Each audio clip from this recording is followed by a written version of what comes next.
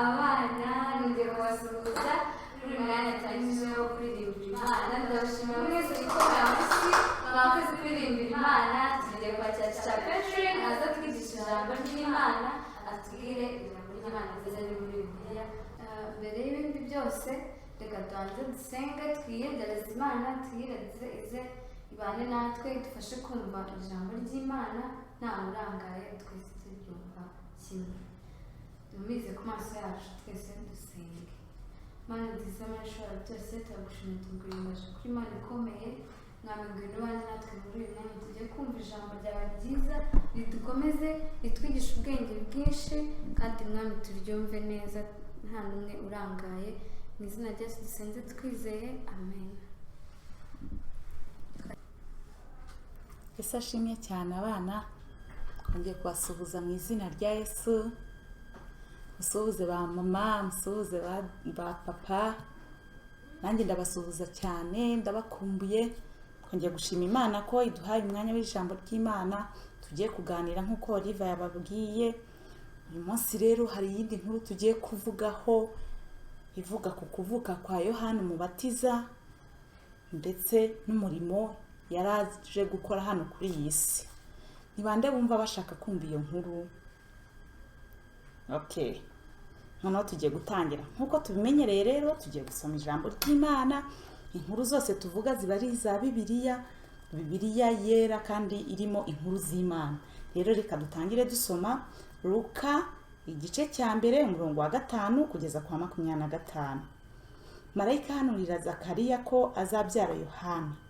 Ku ngoma ya Herode umwami w'i Yudaya hariho umutambyi witwaga Zakariya uwo mu mugabane wa Abiya wari ufite umugore wo mu bakobwa ba Aroni witwaga Elizabeti. Bombi bari abakiranutsi imbere y'Imana bagendera mu mategeko n'imihango by'umwami Imana byose ari inyangamugayo. Ariko ntibagiraga umwana kuko Elizabeti yari ingumba kandi bombi bari bageze mu zabukuru. Nuko ubwo Zakariya yari agikora mu murimo w'ubutambyi imbere y'Imana kuko umugabane we wari utahiwe, ubufindo buramufata nk'uko umugenzo w'abatambyi wari uri ngo ajye mu rusengero rw'Uwiteka kosa imibavu. Muri icyo gihe cyo koserezamo imibavu rubanda rwasengeraga hanze, maze marayika w'umwami Imana aramubonekera ahagaze iburyo bw'igicaniro cy'imibavu. Zakariya amubonye arikangagira ubwoba, ariko marayika aramubwira ati witinya Zakariya kuko ibyo wasabye byumviswe. Tansubiremo, witinya Zakariya kuko ibyo wasabye byumviswe. Umugore wawe Elizabeti azakubyarira umuhungu uzamwite Yohana. Azakubera umunezero n'ibyishimo kandi benshi bazanezerwa kuvukwa kwe, kuko azaba mukuru imbere y'Imana. Ntazanywa vino cyangwa igisindisha cyose, kandi azuzuzwa umwuka wera ahereye akiva mu nda ya nyina. Benshi mu Bisiraheli azabahindurira ku Mwami Imana yabo, azagendera imbere yayo mu mwuka n'ububasha bya Eliya. Asanganye imitima ya ba se n'iya ba nyina n'abatumvira Imana, azabayobora mu bwenge bw'abakiranutsi ngo ategure ubwoko bwatunganirijwe Umwami Imana. Zakariya abaza marayika ati, nzabibwirwa n'iki ko ndi umusaza n'umugore wanjye akaba ari umukecuru? Marayika aramusubiza ati, ndi Gaburiyeli uhagarara imbere y'Imana, kandi natumwe kuvugana nawe ngo nkubwire ubwo butumwa bwiza. Nuko dore uragobwa ururimi kandi ntuzabasha kuvuga kugeza umunsi ibyo bizakuberaho, kuko utemeye ko amagambo yanjye azasohora mu gihe cyayo. Abantu bategereza Zakariya batangazwa nuko atinze mu rusengero, maze asohotse ntiyabasha kuvugana nabo. Bamenya yuko hari icyo yerekewe mu rusengero, akajya bacira amarenga, akomeza kuba ikiragi. Iminsi y'imirimo ye ishize asubira iwe. Bukeye umugore we Elizabeti asama inda, abihisha amezi 5. Aravuga ati, kuko uku niko Umwami Imana yankoreye mu minsi yandebagamo, ikanteturura mu bantu. Haleluya! Imana ni nziza ibihe byose. Ibihe byose Imana ni nziza. Yego, inkuru twayumvishije nkuko nyine maze kuyibasomera, ni inkuru yo kuvuka kwa Yohana. Yari Zakariya na Elizabeti ko bari bageze mu zabukuru, ariko ari abakiranutsi cyane, bagendera imbere y'Imana neza, amategeko y'Imana bayubahiriza, ariko ngo ntago bari bafite umwana, ngo kubera yuko Elizabeti nyine yari ingumba rero ni umuntu utabasha kubyara nyine. Ariko muri ibyo byose ngo bakiranukiraga Imana. Noneho kubera yuko Zakariya yari umutambyi, ngo yari agiye gutamba, noneho ngo muri icyo gihe cyo kujya gutamba ageze mu rusengero, ngo marayika aramubonekera. Marayika amubonye, ngo Zakariya ahindukiye abona marayika, ngo arikangagira ubwoba. Marayika aramuhumuriza aramubwira ati, witinya Zakariya, ngo kuko icyo wasabye cyumviswe. Elizabeti azasama inda, azabyara umwana w'umuhungu, ngo uzamwite Yohana. Noneho arangije aramubwira ati, uwo mwana rero ikintu azakora, azakubera umunezero kandi azanezeza abantu benshi, kandi ikindi nuko azatuma abantu bagaruka ku Mwami Imana.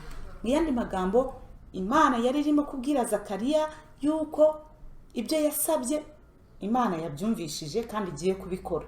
Ni ukuvuga ngo iyo dusabye Imana, hano inyigisho turimo kurebamo ni ingingo 3.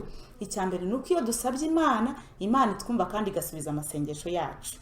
Icya kabiri ni uko Imana ishobora byose. Aba bantu ngo bari bageze mu zabukuru, ariko ngo kandi Elizabeth ari ingumba atabasha kubyara, ariko Imana iba umwana. Ikindi kintu tubonamo ni ukwizera. Imana ishaka ko tuyizera.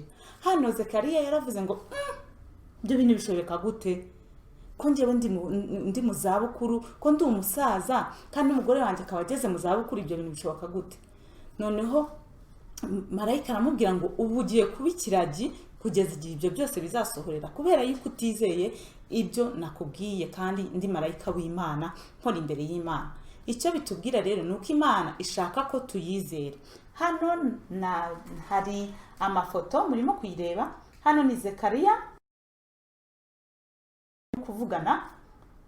Zakariya hano turimo kubona, noneho Elizabeth murabona kunashaje, ariko abantu baje kumureba, yo yabyaye afite umwana, kandi yari umuntu mukuru nyine ugeze mu zabukuru.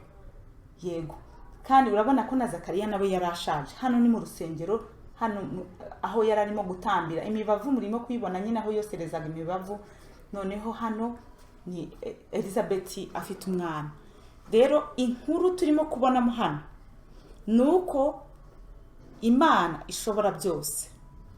Imana kandi iyo tuyisenze ibasha kumva amasengesho yacu. abana bato, hari ikintu ushobora kuba warasengeye igihe kinini usaba Imana ko wenda dada azakugurira ikintu runaka, Imana ukayisaba ariko ukavuga ngo ndabona bitazakunda, ariko Imana irabishobora. Ukomeze usenge cyane, Imana izumva amasengesho yawe kandi izagusubiza. Ikindi ishaka ko tuyizera. Noneho iyo tugeze ku kindi cyiciro kigaragaza marayika arimo gusobanura umurimo wa Yohana. Ni bande bumva bibuka umurimo wa Yohana marayika yavuze hano muri iki gice? Okay. Marayika yaravuze ngo Yohana azakubera umunezero. Ariko ikindi ngo uyu mwana Yohana azatuma abantu ba Isirayeli cyangwa abantu bongera kugaruka ku Mana. Mu yandi magambo, Imana nyine yari ihamagariye Yohana kugira ngo yongere gukangurira abantu kugaruka ku Mana. Nkuko twagiye tubibona, Imana igenda idukorera ibintu bitangaje cyane, ariko icy'ingenzi cyane ntabwo ari uko iduhereza ibyo ngibyo dushaka twifuza, ahubwo umugambi w'Imana kuva kera no kugira ngo abantu bongere babe ab'Imana, be kujya kure yayo, bagaruke mu murongo w'Imana, bayikiranukire, bayiringire, baba abantu bayo, bayishimire. Rero Yohana niyo nshingano yari atumwe hano kuri iyi si gukora, kugira ngo abantu bongere kugaruka, bongere kongera kwizera Imana, bongere kuyiringira, bongere kuyikunda. Yesu ashimye cyane. Imana ibaha umugisha. Rero ijambo twashakaga kwigaho uyu munsi ni iryo ngiryo y'ukuntu Imana yabashije guhishurira Zakariya, kumwihishurira ikamubwira yuko ibyo yasabye byumvishijwe.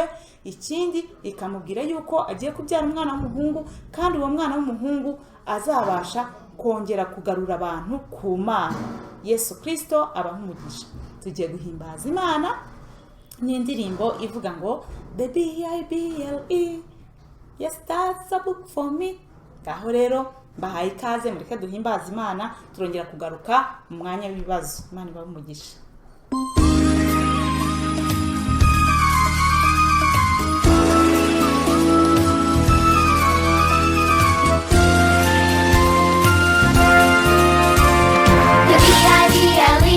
Yes, that's the book for me. I stand alone on the word of God. The Bible. The Bible. Yes, that's the book for me. I stand alone on the word of God. The Bible.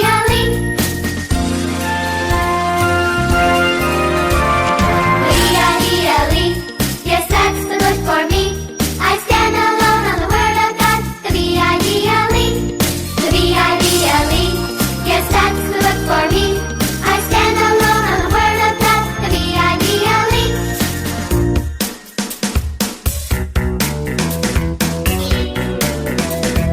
The Bible. Yes, that's the book for me. I stand alone on the word of God. The Bible. The Bible. Yes, that's the book for me. I stand alone on the word of God. The Bible. I stand alone on the word of God. The Bible. Bible.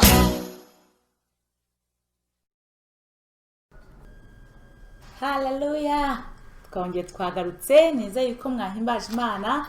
Yego, noneho ngiye kubabaza ibibazo. Twarebye ko iyi nyigisho yacu irimo ibice bitatu by'ingenzi.